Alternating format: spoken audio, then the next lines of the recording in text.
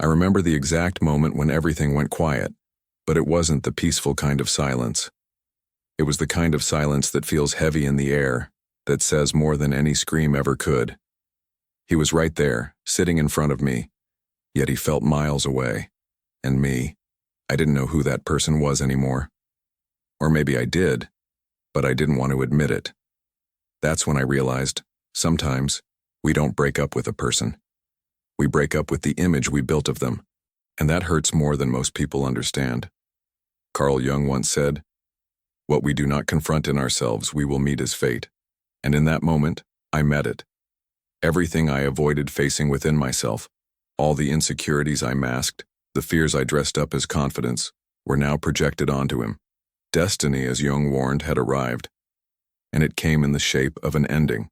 Before we go on, tell me in the comments, where are you watching this video from? I love seeing how far these stories can travel, and maybe, just maybe, you'll find someone down there who's going through the same thing as you. There's something nobody tells you about breakups. You don't just lose the other person.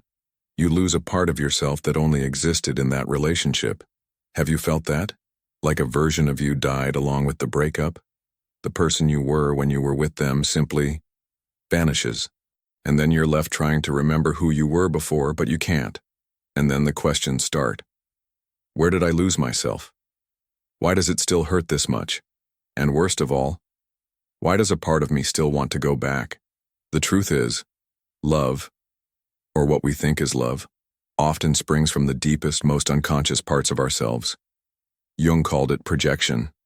It's when we place onto someone else all that we wish we were, all that we lack, all that we long for. And when that image starts to crack, when reality overpowers the fantasy, the pain becomes unbearable. Have you ever caught yourself saying, "He was everything I dreamed of," or "She was perfect at first"? Then maybe, just maybe, you fell in love with the idea of someone, not the person themselves. And that's okay. It happens more often than you think. But now you're here. And if you're here, it's because a part of you is still searching for answers. Not just about them, about you. This isn't a story about getting back together with someone. This is a story about reconnecting with what you lost within yourself. And only then, deciding whether going back even makes sense. You might have said, "I don't ever want to hear from him again." You might have blocked him, deleted pictures, promised yourself it was over. But something still lingers. A smell, a song, a street. And there he is. Not really him, but the ghost of what was. And that's so confusing, isn't it? Sometimes we go back not because we still love them, but because we couldn't stand the emptiness. And that emptiness, it has a name. It's the name of the part of you that you abandoned in the process of loving someone else. I get it. That's why we're here. Not to judge, but to look honestly, courageously, gently. Because the pain of ending a relationship is not linear. It doesn't follow logic. One day you feel strong. The next, shattered. One day you swear you've moved on. The next you catch their scent and everything crumbles, and that's okay. That's part of it. Now take a deep breath, close your eyes for a second, and let yourself remember. Remember when you first met. The butterflies. The late-night conversations that blurred into dawn. The feeling that the world made sense when they held your hand. Do you remember that? Because it matters. Not to trap you in the past, but to understand what that love represented to you. What it woke up inside your soul. Have you ever heard of the archetype of the wounded lover? Jung described this as the part of our psyche that desperately longs to be completed by another. It's the emotional child within us that believes we'll only be whole when we're loved. And when that love walks away, it's not just the heart that breaks, it's the psyche. It's the symbolic self collapsing. But here's the beautiful part. Where the psyche breaks, it can also rebuild. Jung called this the process of individuation, a complicated word for a simple truth, returning to yourself. Whole, enough, capable, and here's something that might hurt to hear, but I'll say it with love. Sometimes relationships end because we need to find ourselves. Sometimes Separation is the only path back to who we were before we lost ourselves trying to be who someone else wanted. Have you ever caught yourself changing your wants, your habits, even the way you dressed or spoke, just to be accepted? Have you ever silenced your truth to keep the peace? That's not love, that's fear. Fear of rejection, fear of being alone, fear of not being enough. But let me tell you something. You don't have to live in fear anymore. You're here now, and that already means you're brave. Brave enough to look inward, to stop running, to face, with love, the shadows that remained after they left.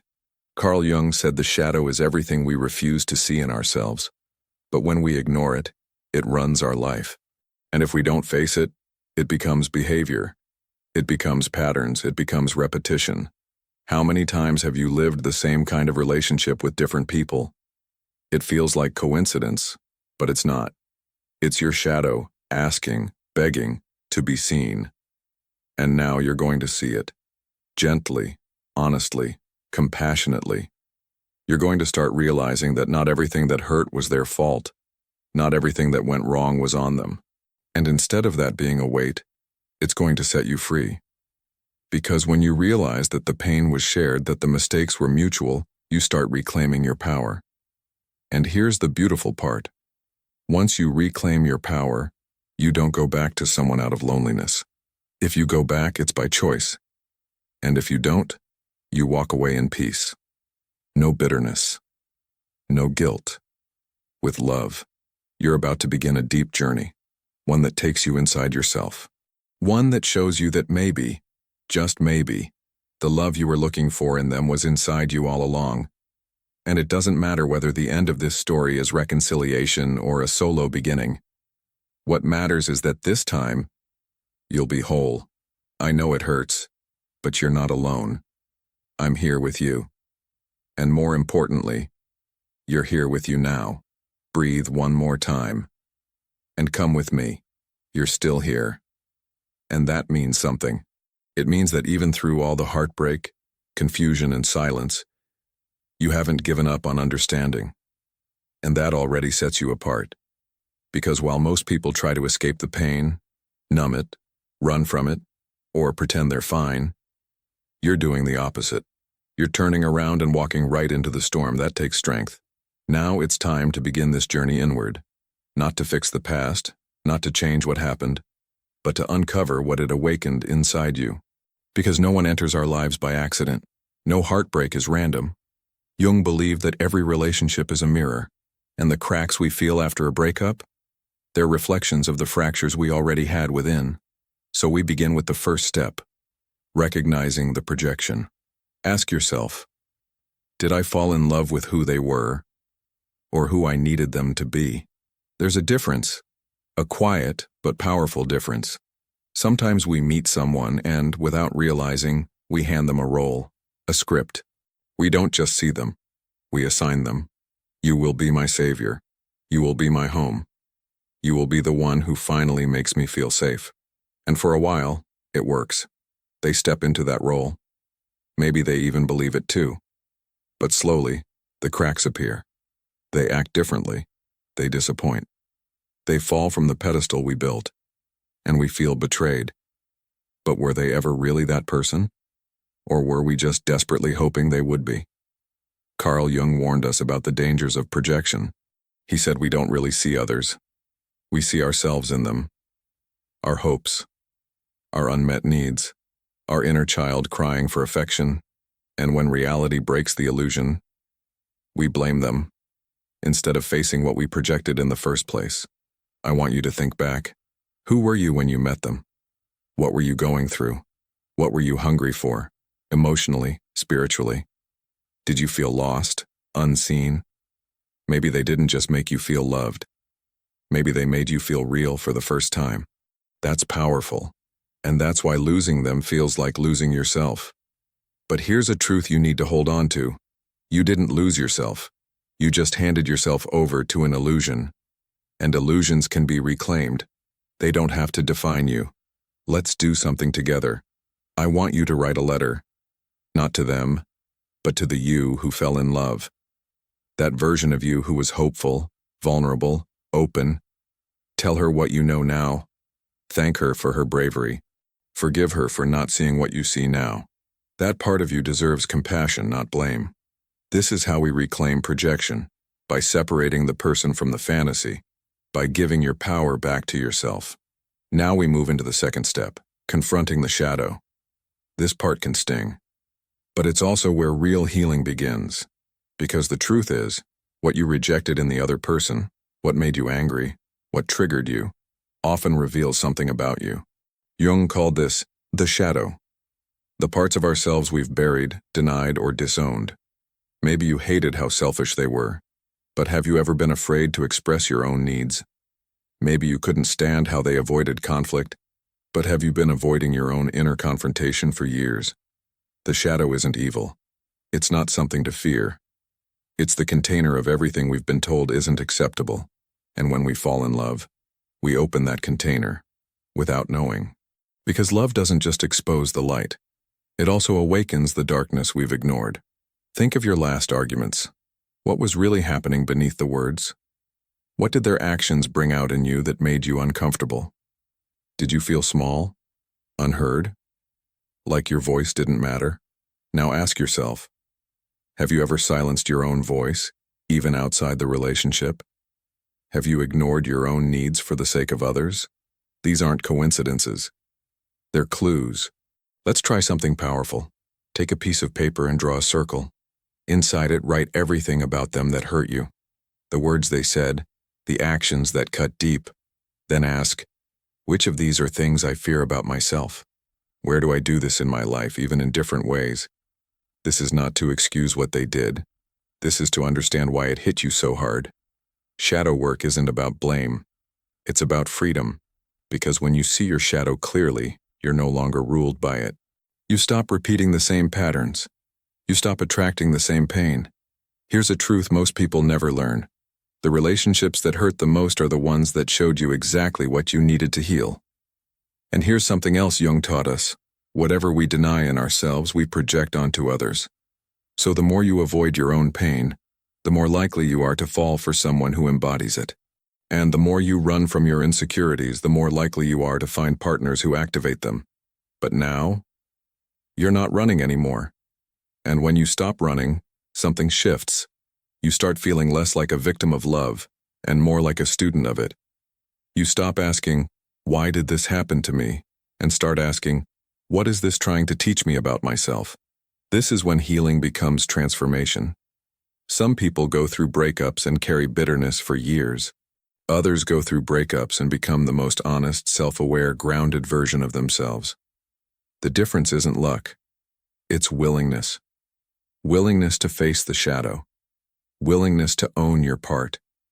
Willingness to stop pretending the pain didn't shape you. Let me ask you something. Have you ever judged someone who reminded you too much of yourself?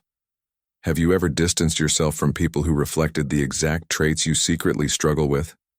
That's shadow, and it lives in all of us. But when you bring light to it, something magical happens. The shame starts to dissolve. The anger softens. You begin to see your past not as a mistake, but as a mirror. You begin to say things like, yes, that relationship broke me open, but it also woke me up. You start to honor the pain instead of resenting it. You become a new kind of person. The kind that doesn't need someone to complete them. The kind that can choose love from fullness, not desperation. You're not there yet. And that's okay. This takes time. It takes courage. But you've already begun. And that's more than most people ever do. So let's pause here. Take another deep breath. And if something I said touched you, stirred something in you, or reminded you of something real, tell me in the comments. What resonated the most? What hurt in the best way? What made you feel seen? I want this space to be more than just a video. I want it to be a circle of souls who are healing together. So don't be afraid to share. You never know who your words might help. Because at the end of the day, none of us are really alone in this. We're just waiting for someone else to say what we've been feeling in silence. You're doing beautifully. And this is just the beginning. Let's keep going, slowly and honestly, right where we left off. You've already started reclaiming your truth. You've looked at the illusion you once fell for. You've seen parts of your shadow, maybe for the first time. And now, it's time to grieve. This next part may feel heavy, because you're not just grieving the relationship. You're grieving the version of you that only existed within that love. You're grieving the story you told yourself, the future you imagined, the memories that never got to be made, and all of that. It deserves space. We live in a world that rushes us to move on. It's time to get over it. They weren't good for you anyway, but Jung knew something that society forgets. We cannot rush the symbolic death of a self. When a relationship ends, it's not just the loss of a person. It's the loss of a reality, a life you were building, a home you carried inside your imagination, and that death needs to be honored. So here's the third step: mourning the symbolic identity you lost. Have you ever said, "I don't even recognize myself anymore"? That's real, because in every deep connection, we create a shared identity, us. And when that breaks, it's like walking through a house that used to be yours, but now every room feels unfamiliar. You don't know where to stand. You don't know what belongs to you anymore. You might miss the routine more than the person. You might miss being the girlfriend, the wife, his person, and suddenly you're just you, alone, undefined. But that space, painful as it is sacred, because in that emptiness you finally get to ask, who am I without them? And maybe for the first time, you'll get to answer. Let me tell you a story. There was a woman who lost her marriage after 15 years. She wasn't just grieving a man. She was grieving the role she had played for so long, the loyal wife, the supportive partner, the one who held it all together. When it ended, she didn't just cry over the love lost. She cried because she didn't know how to exist without that role. Her identity was shattered, but something incredible happened. In the months that followed, she started painting again, something she had abandoned years ago. She took long walks alone and discovered a new rhythm in her body. She started to laugh again, but this time it wasn't for someone else, it was hers. That's what mourning the symbolic self looks like. It's not just sadness, it's rebirth. So if you're feeling like you don't know who you are anymore, congratulations. That's not failure. That's transformation. Take a moment now. Close your eyes. Say goodbye, not just to them, but to the you that only existed with them. Thank her. Bless her. Release her. And then breathe in this new, unknown space. It's yours now. Here's something you can do that Jung would have deeply respected. Create a small ritual. Write down everything you believe you lost, your role, your routine, your version of the future. Light a candle. Read those words out loud. And when you're ready, burn the paper. Watch it turn to ash, not to erase the past, but to honor it, to mark the moment when the old self ends and something new begins. Now we move forward into one of Jung's most powerful teachings, individuation. This is your fourth step, becoming whole again. Not by finding someone else, but by finding yourself. Jung believed that our soul's deepest calling is to become our full self. Not the self others expect, not the self shaped by trauma or fear, but the true, raw, integrated self. And love, real love, can only exist between two whole beings. Anything else is dependency, attachment, projection. You don't need to be perfect, but you do need to be honest. So ask yourself, what parts of me have I been hiding, not just from others, but from myself? Have you been playing small so you wouldn't intimidate him? Have you been silencing your truth to keep peace? Have you been denying your dreams because they didn't fit into the life you had with them? That's not love. That's self-abandonment. And now you get to come home. Individuation is the process of returning to yourself. It's messy. It's not always linear, but it's where freedom begins. Start by remembering what lit you up before them. What books did you love? What music made you feel alive? What dreams did you shelve in the name of partnership? Go get them back. Maybe you forgot how to be alone. Maybe silence feels unbearable. But try this. Instead of filling the silence, listen to it. It has something to say. In that silence, you might hear your own voice again. The one that got buried under compromise, under people-pleasing, under fear. You are not here to be half of anything. You are here to be whole. And if one day someone enters your life again, they will meet all of you. Not a version curated to be loved, but the real, full, glorious you. Let's try something. Imagine yourself 5 years from now. Not with anyone else. Just you. Strong. Centered. Peaceful. What does she look like? How does she speak? How does she move through the world? Now, write her a letter.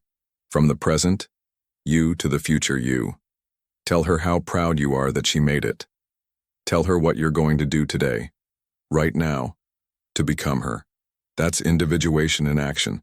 You're not waiting for closure. You're creating it. You're not waiting to be chosen. You're choosing yourself. And somewhere in the middle of this journey, something will shift. You'll wake up one day and realize you haven't cried in weeks. You'll hear their name and feel neutral. You'll walk past the place where you used to meet and your chest won't ache. You'll begin to notice beauty again, in trees, in strangers, in your own damn eyes. And that's when you'll know. You didn't just move on. You evolved. You integrated the wound. You made meaning out of pain. You turned heartbreak into wisdom. And maybe, just maybe, when you're not looking, love will find you again. But this time it will feel different. It won't come to complete you. It will come to walk beside you. And whether or not you choose to revisit the past, to reach out, to reconcile, that choice will come from clarity, not fear. We'll talk about that in the next step. But for now, breathe. You've already come so far, and you're not finished yet. You've walked through the fire. You've grieved the person, the role, the future that was never lived.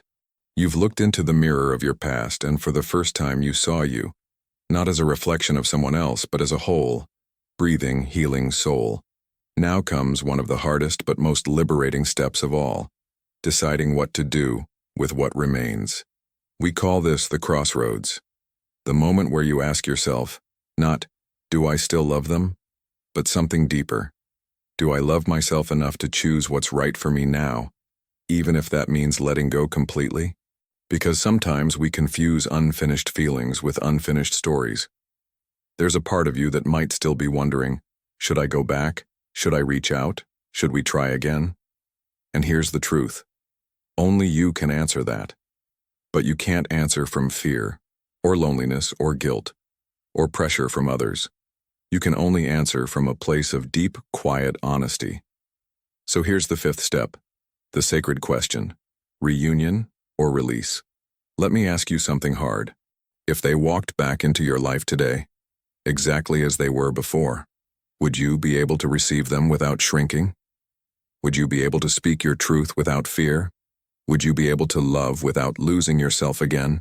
And more importantly, would they see the new you? Because you've changed. You're not who you were, and they may not be either. But love only works when both people meet again as different people. Not from nostalgia, not from regret, but from awareness. Sometimes we return to people because they truly have grown, and we have too. And the relationship becomes a new container, not a haunted one. But sometimes, we want to go back just to finish the sentence, to fix what can't be fixed, to win, to be chosen. That's not reunion, that's repetition. Carl Jung believed that what we don't resolve, we're doomed to repeat. And many people go back to the same person hoping to feel different, but end up reliving the same heartbreak, because nothing really changed. So before you go back, pause, ask, what do I actually miss?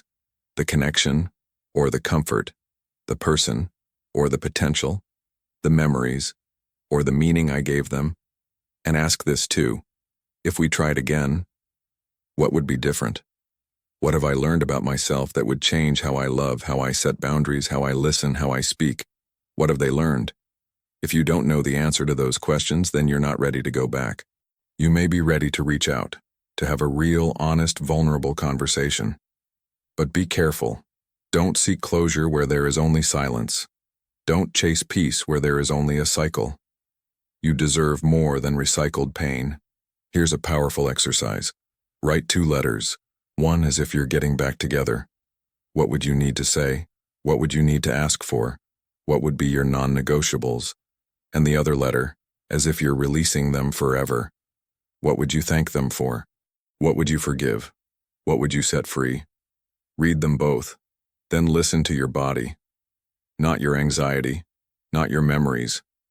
Your body. The truth lives there. Does one letter bring a sense of calm, of breath, of relief? That's your answer. Because sometimes the most loving thing you can do for someone is to let them go. And sometimes the most loving thing you can do for yourself is to stay gone. But if you feel truly and deeply that there's something real still alive between you, and if you both are willing to rebuild from truth, not fantasy, then maybe, just maybe, you'll return. Not to the old relationship, but to a new kind of love, a love that sees instead of saves, a love that listens instead of fixes, a love that doesn't ask you to become less. This is not the kind of love most people know, but it's the kind you're ready for now. And whether you walk back into their arms or walk away forever, you'll be doing it from a place of power, not pain. You don't owe anyone the version of you that begged to be loved. You don't owe the past another chance just because it's familiar. You don't owe anyone the cost of your healing. You owe yourself peace, you owe yourself joy. You owe yourself a life that feels like yours. And that's what all of this has been about. Not just surviving the heartbreak, but waking up, becoming, returning to the self you were always meant to be. So if no one's told you this yet, I'm proud of you. I'm proud of how deeply you've felt. I'm proud of how bravely you've reflected. I'm proud of how much you've grown, even if no one else sees it yet. Because this journey wasn't loud, it wasn't visible to others, but it changed everything inside you. And now you're different, stronger, softer, clearer, ready for love that matches the wholeness you've found, ready for relationships that nourish, not deplete, ready for joy that doesn't come at the cost of your soul. And if you choose to go back, you'll go back with eyes wide open. And if you choose to let go, you'll do it with grace, not grief. Because this was never just a breakup. It was a rebirth. And you've risen beautifully. Take a moment. Let everything settle. You've just walked through your own story, from the collapse to the clarity, and that kind of journey. It's not something we talk about casually. It's something sacred, something that changes you at the core. You didn't just learn about relationships, you learned about yourself. You learned that projection is not love, that fantasy is not intimacy, that the shadow you feared was actually your doorway back to wholeness. You learned that grief is not weakness, it's transformation, that letting go is not giving up, it's an act of courage, and that sometimes the most important reunion is the one between you and the parts of yourself you abandoned while trying to be loved. Let's pause and look at where you are now. You're no longer searching for closure in someone else's mouth. You're no longer needing someone to pick you to feel worthy. You're no longer stuck in the loops of what if, maybe someday, if only. You're here, present, rooted, awake. And that's rare. That's powerful. Carl Jung once said, "The privilege of a lifetime is to become who you truly are." And that's what you've done here. You've peeled back the layers. You've sat in the dark and waited for your eyes to adjust. You didn't run. You didn't numb. You faced it. And now, you get to live differently. You get to enter love with open eyes and an open heart, but also with boundaries, with self-trust, with wisdom. You get to say no when it costs your peace. You get to say yes only when it honors your wholeness. You get to walk away when you're shrinking. You get to stay only when you're expanding. And here's the beauty. This doesn't just change your relationships, it changes your entire life. Because everything starts within. When you stop begging for validation, you start radiating confidence. When you stop chasing love, you start attracting it effortlessly. When you stop fearing loneliness, you start making space for people who truly see you. You don't have to perform anymore. You don't have to prove anything. You don't have to bend just to be held. You are enough, not because someone finally said so, but because you remembered it yourself. That's the work Jung was pointing to all along. Not the path of perfection, but the path of integration, of owning all of you, the light and the dark, the past and the present, the grief and the grace. So now, let me ask you something. What do you want to do with this new version of you? Who are you ready to become? What parts of you are finally safe to return home? And what kind of love are you ready to invite in now? Not because you need it, but because you're ready to share it. Not from emptiness, but from overflow. Not from fear, but from faith. Not from attachment, but from alignment. Imagine waking up tomorrow not wondering if someone will love you, but knowing you already do. Imagine looking in the mirror and seeing the reflection of someone who didn't just survive heartbreak, but transcended it. Someone who didn't just rebuild, but rebuilt better, stronger, wiser. That's who you are now. And now, we come to the final breath of this journey together. Let's remember what we've touched. You learned to identify the projections you placed on someone else, and to gently reclaim them as your own unmet needs. You faced your shadow with courage, refusing to let it define your patterns any longer. You grieved, not just the relationship, but the version of yourself that was tied to it, and created space for something new. You embraced individuation, the sacred return to your own soul, beyond the roles and expectations. You stood at the crossroads and chose, intentionally, whether to return or to release, not from fear, but from clarity. And now, here you are, not perfect, not finished, but whole. This is what healing looks like, not pretty, not polished, but real. And it deserves to be honored. So let's end with one last ritual. Take your hand, right now, and place it gently over your heart. Feel the warmth, the pulse, the steady, silent reminder that you're still here, and whisper to yourself, I am enough. Say it again, I am enough. Say it louder if you want. Say it until it lands, because this is not the end of your story. It's just the beginning of a new chapter, written by you. A chapter where you are no longer afraid to speak, to feel, to walk away, to stay, to be seen. A chapter where your love is sacred, but so is your solitude. A chapter where your worth is no longer up for negotiation. Let it be known. You didn't just go through a breakup. You went through a rebirth. You didn't just lose someone. You found yourself, and from that place, anything is possible. So if this journey touched you, if even one part of this story mirrored something in your own, don't keep it to yourself. Leave a comment below. Tell me what part resonated with you most. Let this space be a place of reflection, of connection, of healing. And if you haven't already, subscribe. Not just because of the algorithm, but because healing is a path we walk better when we walk it together. Share this with someone who needs it. Let's spread this message not just of heartbreak, but of awakening, because love doesn't always look like a happy ending. Sometimes love looks like becoming the person you were always meant to be. And if you've made it this far, maybe, just maybe, you've already started. I'll leave you with one final quote from Carl Jung. Your vision will become clear only when you look into your heart. Who looks outside, dreams. Who looks inside, awakes. You've looked inside. And now, welcome back to yourself.